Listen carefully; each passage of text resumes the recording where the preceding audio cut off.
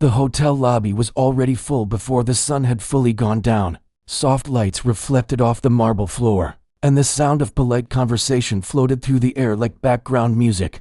Guests in expensive suits and elegant dresses moved slowly, holding glasses, smiling, and pretending not to look at one another too closely. Everything in the place was designed to show wealth and control.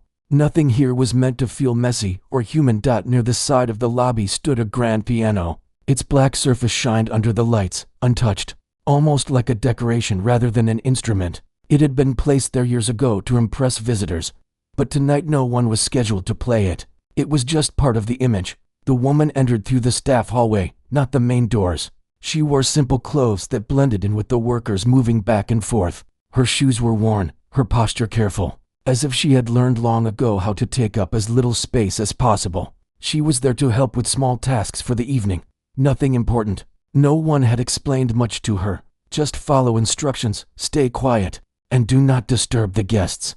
As she crossed the lobby carrying a small tray, her eyes drifted toward the piano without her meaning to. It had been years since she had seen one up close. For a moment, the noise of the room faded in her mind, replaced by memories she kept buried. She slowed her steps without realizing it. When she reached the piano, she stopped. The tray felt heavier in her hands than it should have. She set it down on a nearby table meant for decorations, telling herself it would only be for a second. No one was watching, she thought. Everyone was busy showing off to someone else. She moved closer, her fingers hovering above the keys. The piano smelled faintly of polish and dust. She pressed one key softly, barely enough to make a sound. The note was low, gentle, almost lost in the room, but to her, it felt loud, alive. She tried another note, then another, testing as if she were afraid the piano might disappear. Her shoulders relaxed just a little. For the first time that day, her breathing slowed. That was when the manager saw her. He had been standing near the center of the lobby, laughing too loudly with a group of important guests. His suit was perfectly fitted, his hair carefully styled. He prided himself on keeping order and appearances. To him, the hotel was a stage, and everyone had a role. Staff members who forgot that role were problems. When his eyes landed on the woman at the piano, his smile dropped. He excused himself from the group and walked quickly across the lobby. His steps were sharp, angry. By the time he reached her, several nearby guests had already noticed the scene beginning to form. "What do you think you are doing?" he said, loud enough for others to hear. The woman froze, her fingers lifted from the keys as if burned. She turned slowly, her face pale. "I'm sorry," she said quietly. "I didn't mean to." "You didn't mean to touch the piano," he interrupted. "This is not for staff. This is not a toy." Her mouth opened, then closed again. She nodded. "I was just what?" he said with a short laugh. "Entertaining yourself during work hours. Do you know how much that instrument costs?" People nearby stopped pretending not to listen. A few guests turned their bodies slightly, curious. Some staff members lowered their heads, knowing better than to get involved. The woman stepped back from the piano. "I'll go," she said. "I'm sorry." But the manager was not finished. He had already decided this was an example worth making. "You think anyone can walk in here and play?" he said. "Do you think talent grows out of nowhere? Do you think this place is for practice?" His words were sharp, each one meant to cut. A few guests smiled awkwardly. Others looked uncomfortable but said nothing. The woman stood still, hands folded in front of her. She did not argue. Her eyes stayed on the floor. "I work hard to keep standards here," the manager continued. "We serve important people. People who expect excellence, not staff members pretending to be musicians." There was a pause. The silence felt heavy. She lifted her head slightly. "I understand," she said. Her voice was calm, not angry, not defensive. That calmness irritated him even more. "Do you?" he said. "Because touching that piano already tells me you don't." He turned toward the guests, spreading his hands as if inviting agreement. "Can you imagine?" he said with a forced laugh. "If everyone did whatever they felt like." Some guests chuckled politely. Others shifted their weight, clearly wishing the moment would end. The woman took a small step back, as if preparing to leave. Her eyes passed over the piano one last time. There was no regret in them, only something quiet and sad. The manager noticed that look and misunderstood it. "Don't worry," he said. "You won't be near it again." He waved toward a staff member nearby. "Take her back to her duties," he said, "and make sure she understands where she belongs." The words landed harder than he realized. The woman nodded once more and reached for her tray. Her hands trembled slightly now. As she lifted it, one of the guests spoke up. "Wait," the guest said. The manager turned, surprised. "Yes," he said quickly, his polite smile returning. "Is there a problem?" The guest glanced at the woman, then at the piano. "I was just thinking," the guest said slowly, "since there's a piano here, wouldn't it be nice to have some music, just for a moment?" The lobby grew quiet again. The manager hesitated. He laughed lightly. "Oh, we usually arrange professionals for that," he said. "Not this." The guest did not smile. "I understand," the guest said, "but she already touched it. Perhaps we let her finish what she started, one short piece." The manager felt heat rise to his face. He looked around and saw several guests watching closely now. Saying no would look rude, saying yes would risk embarrassment. He glanced at the woman. She stood very still, waiting. Finally, he nodded. "Fine," he said. "1 minute." He leaned closer to her and lowered his voice. "Don't make this worse for yourself," he said. She met his eyes for the first time. "I won't," she said. And with that, she turned back toward the piano, unaware that this single moment was about to change everything. The woman sat on the piano bench slowly, as if she were afraid that moving too fast might break the moment. The bench felt cold beneath her, unfamiliar yet deeply remembered. Around her, the lobby seemed to hold its breath. Even the soft clinking of glasses had stopped. People leaned slightly forward without realizing it, drawn by curiosity more than expectation. The manager stepped back, crossing his arms. His face showed a tight smile, the kind meant to hide doubt. To him, this was still a lesson, still under his control. One short, weak tune and the evening would move on. The woman placed her hands on the keys. For a few seconds, she did nothing.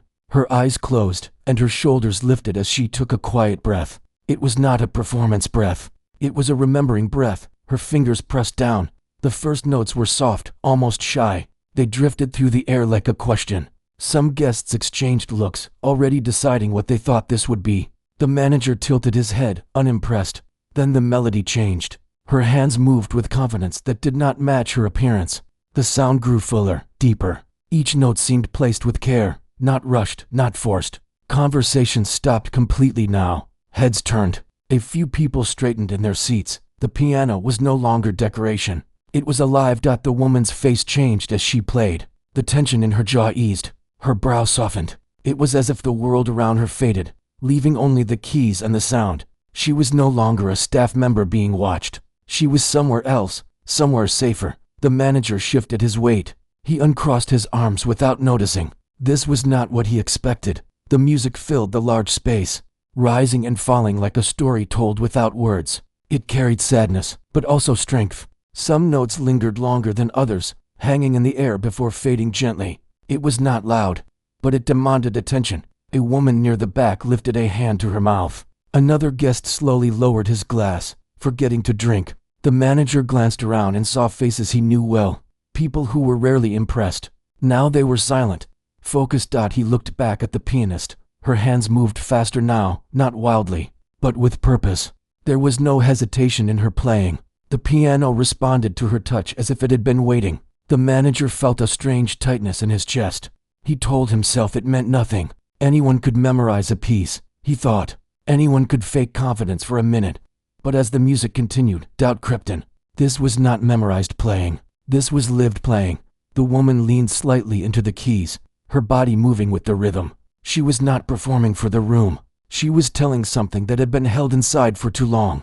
The manager took a step closer without realizing it.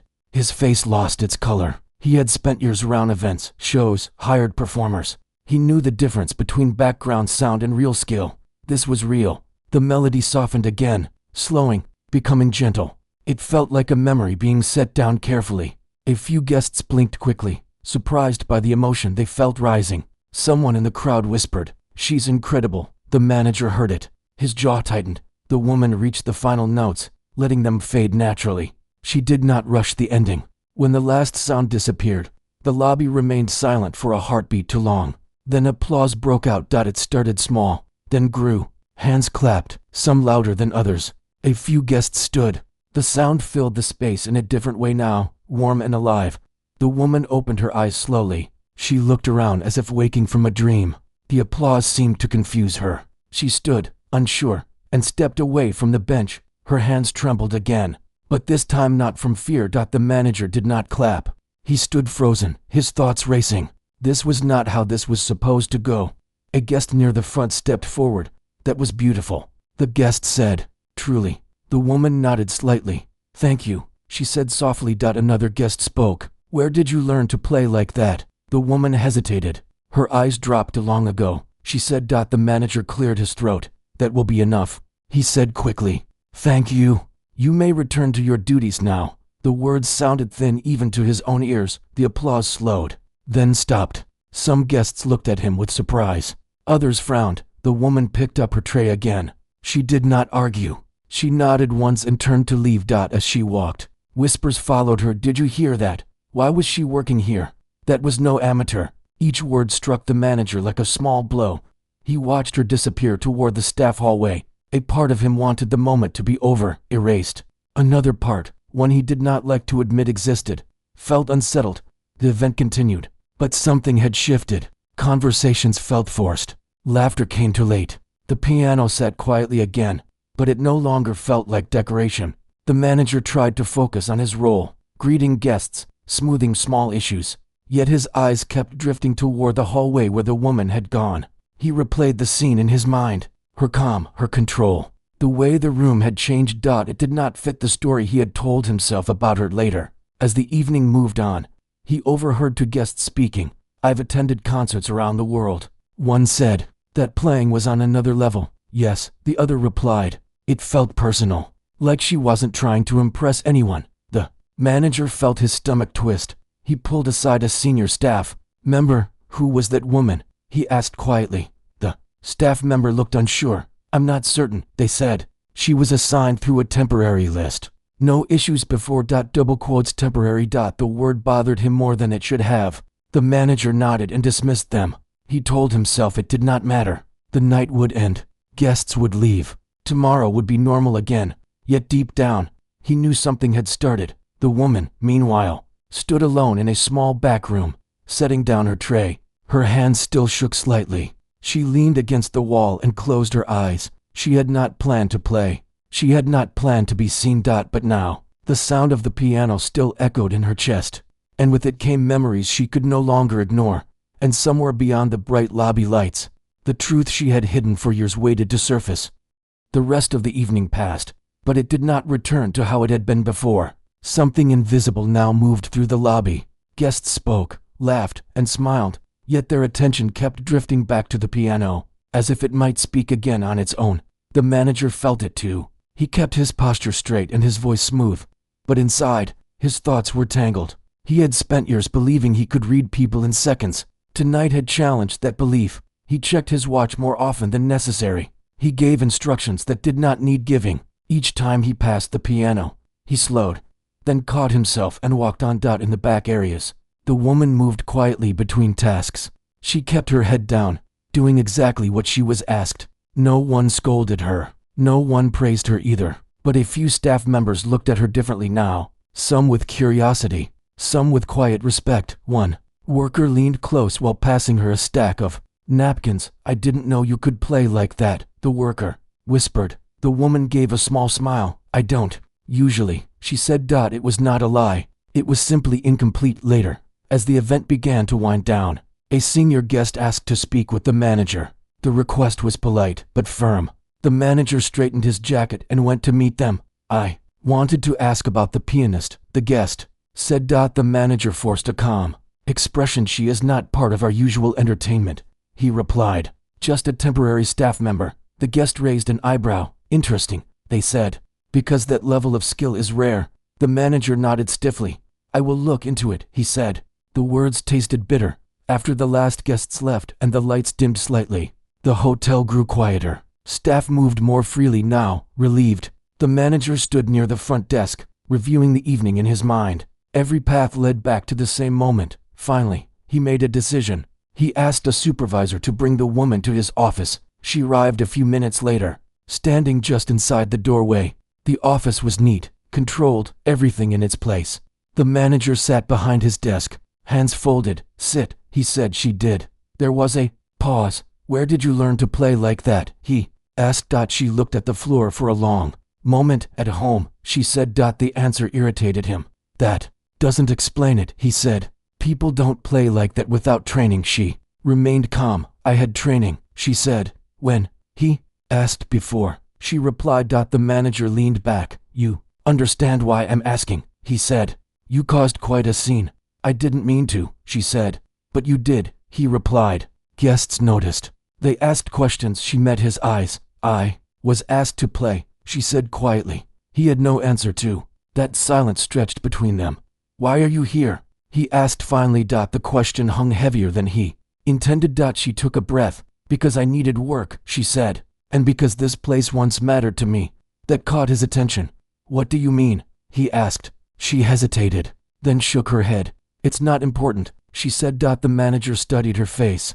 There was no fear in it now, no shame, just distance. You didn't look like someone who needed work when you played, he said. She smiled faintly. Music doesn't care where you end up, she said. The manager felt something shift inside him, something uncomfortable. He cleared his throat. You embarrassed me, he said. Bluntly, she nodded. I didn't mean to, she repeated. The honesty in her voice made the words land differently. You made me look careless, he continued. I judged too quickly. She said nothing. Why didn't you say something? He asked. When I spoke to you earlier, she looked at him steadily. Because it wouldn't have changed anything, she said. Not then. The manager felt exposed. He sighed. Are you a professional? He asked. She paused. I was, she said. The past tense echoed. What happened? He asked. She stood. I think I should go, she said. He did not stop her. She left the office and walked down the quiet hallway. Each step felt heavy, but clear. She had opened a door she had kept closed for years. Outside, the city lights flickered through the glass doors. She paused near the piano once more. No one was watching now. She placed her hand lightly on the edge of it, then pulled away. In the office, the manager sat alone. The confidence he usually carried felt thinner. He replayed the way she had spoken, the calm certainty. He opened a file on his desk, then closed it again. For the first time in a long while, he wondered if the problem had never been her at all. Morning came quietly. The hotel looked different in daylight. Without the soft lights and music, the lobby felt larger, almost empty. The piano stood where it always had, but now it carried a memory that would not fade. The woman arrived early, earlier than required. She wore the same simple clothes, her hair tied back. She moved with care, as if trying not to disturb the building itself. Last night still lived inside her. Heavy and awake, she tried to focus on work. She wiped tables, ranged chairs, followed instructions. Yet her thoughts kept drifting. She remembered the sound of the piano, the way the room had changed, the way people had looked at her. She had not planned any of it. She had only followed an old feeling she thought she had lost. Across the lobby, the manager watched her from a distance. He had barely slept. Each time he closed his eyes, he saw her hands moving across the keys, calm and certain. He had built his career on control. What he could not control unsettled him. He called for records early that morning. Temporary staff lists, past event notes, anything connected to music programs the hotel once hosted. He told himself it was just curiosity. As he read, his expression changed. Years ago, the hotel had partnered with cultural events, concerts, charity evenings, private performances. One name appeared more than once. The notes praised the performer's ability, the emotion of the audience, the rare connection. The manager leaned closer to the screen. The date stopped suddenly. No explanation followed, just silence. He felt a slow tightening in his chest. Later that morning, a small group of guests returned to the lobby. They were not staying at the hotel. They had come back for a reason. One of them asked the front desk about the pianist from the night before. The question reached the manager within minutes. He hesitated, then asked the woman to join him near the piano. She approached carefully, her face neutral. They're asking for you, he said. She looked surprised. For me, she asked. He nodded. They want to hear you play. Again, he said. She felt her chest tighten. I didn't come to perform, she said. I came to work. I know, he replied. But they insist. She looked at the piano. In daylight, it seemed less forgiving. I don't think that's a good idea, she said. The manager studied her. You're afraid, he said. She did not deny it. Yes, she said. Because it's easier to stay quiet. He did not expect that answer. They already heard you, he said. Staying quiet didn't stop that. The guests waited patiently. There was no pressure in their faces, only hope. The woman took a breath. One piece, she said. She sat at the piano again. This time, her hands shook more than before. The room was bright, honest. There was nowhere to hide. She began to play. The music was different from the night before, softer, slower. It carried longing rather than strength. It spoke of paths not taken and choices made too early. The sound wrapped around the space gently. The guests listened in silence. The manager listened too. He heard regret in the notes. Not failure, but loss. When the piece ended, no one clapped right away. The quiet felt respectful. Thank you, one guest said finally. You gave us something rare. The woman stood. I didn't always hide, she said quietly. I just learned to. The guests left, moved and grateful. The manager remained. You were part of our programs, he said. Years ago, she nodded. Double quotes. Yes, she said.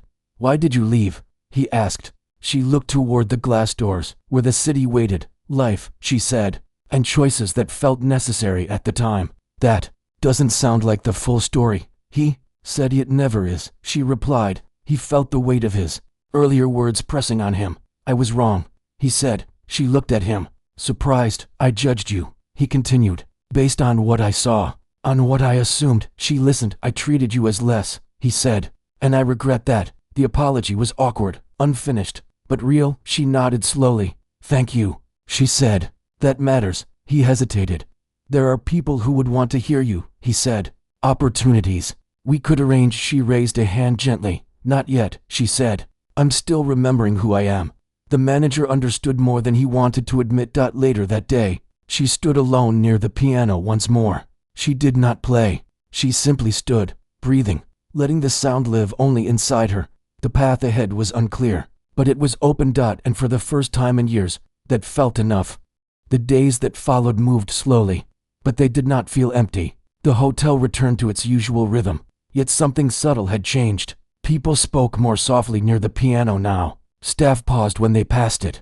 Guests sometimes asked about it, not as decoration, but as if it were a living thing.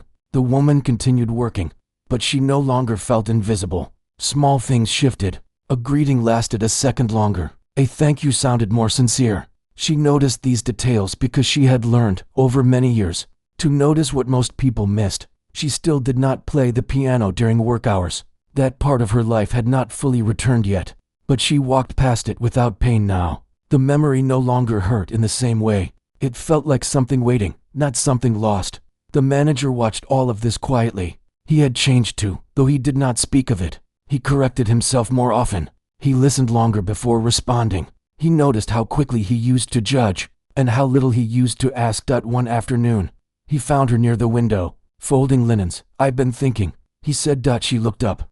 There's an event next week, he continued.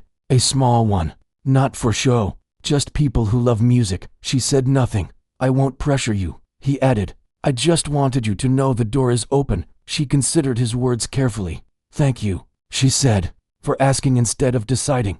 He nodded, understanding the difference. That evening, after her shift ended, she stayed behind. The lobby was empty. The lights were dimmed low. The city outside moved quietly, unaware of what was about to happen. She approached the piano slowly. This time, no one told her to stop. She sat and placed her hands on the keys. They felt familiar now, like an old language returning to her body. She played softly, not for an audience, not for approval, but for herself. The sound filled the empty space gently. It did not echo. It rested. She stopped when she felt ready, not when she felt finished. As she stood, she felt something settle inside her. Not a promise, not a plan, just peace. A week later, the small event took place. Chairs were ranged simply. No banners, no grand announcements, just people gathered for music. She stood backstage, hands steady this time. The manager waited nearby, giving her space. You don't owe anyone anything, he said quietly. She nodded. I know, she said. I'm choosing this. She walked onto the small stage and sat at the piano. The room grew quiet. She played. The music was honest. It did not try to impress. It spoke of falling, standing again, and learning how to listen. The audience felt it, each in their own way. When she finished, the applause was warm, not loud. It felt right. She smiled. Truly this time, afterward, people thanked her. Some shared stories. Some simply shook her hand. She left the hotel that night lighter than she had arrived years ago. The manager watched her go, knowing the lesson would stay with him far longer than the music. The piano remained, waiting for whoever approached it next, reminding everyone who passed that worth cannot be measured by position, clothing, or first impressions. And the woman walked forward, no longer hiding, carrying her past with grace, and her future with quiet confidence.